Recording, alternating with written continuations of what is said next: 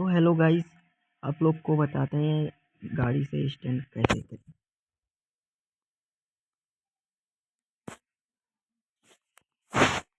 इससे पहले इसमें आ जाए, फिर उसके बाद इसमें यहाँ पे लिखना है, इसको हटाकर 300।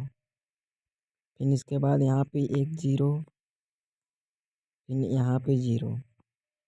फिर इसके बाद इसका टायर बदलने, ये वाला। फिर इसके बाद इसका टायर थोड़ा बड़ा कर दें, यानी इतना बड़ा दोनों, और थोड़ा मोटा भी कर दें।